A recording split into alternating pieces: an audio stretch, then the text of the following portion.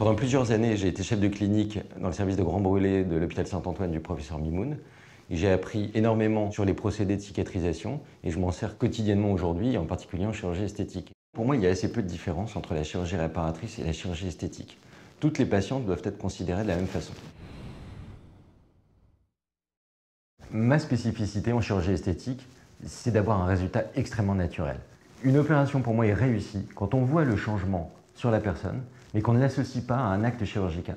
Quand une femme vient voir un chirurgien esthétique, elle est toujours dans une demande de se sentir bien dans sa peau, bien dans son corps, et elle a besoin d'être rassurée et écoutée.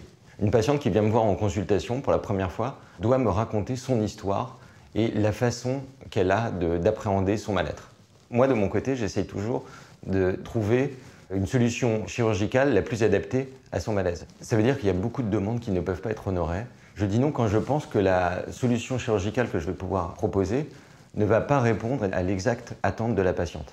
Par exemple, une femme qui a les seins qui tombent vraiment, qui veut une augmentation mais qui n'est pas prête à accepter une cicatrice pour corriger le relâchement, à ce moment-là, je préfère ne pas l'opérer plutôt que de lui faire une chirurgie qui lui donnera un sein qui sera lourd et qui ne correspondra pas à son attente.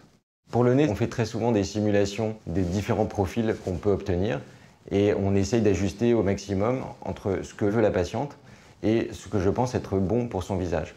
Il est toujours important de respecter une belle harmonie dans le visage et contrairement à ce qu'on peut imaginer, un nez trop petit, ça se voit beaucoup parfois.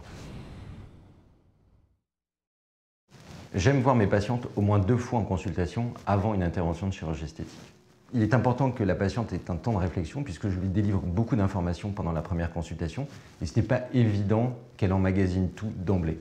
Lors de la deuxième consultation, je réponds essentiellement à des questions très pratiques sur les modalités de l'intervention et sur le post-opératoire.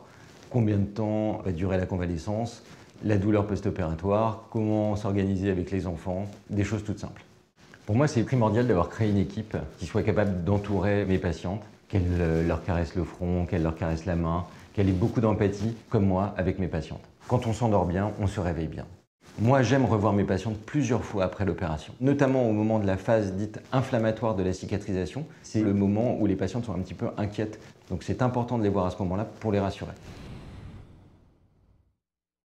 Une opération est réussie lorsque je vois une patiente, quelques mois après l'intervention, qui est rayonnante, qui se sent belle, qui a repris confiance en elle. Souvent, une intervention de chirurgie esthétique peut être un déclic pour un changement profond. J'ai beaucoup de témoignages d'anciennes patientes qui ont repris une activité professionnelle, qui ont obtenu une promotion, simplement parce qu'elles se sentent bien, parce qu'elles ont repris confiance en elles.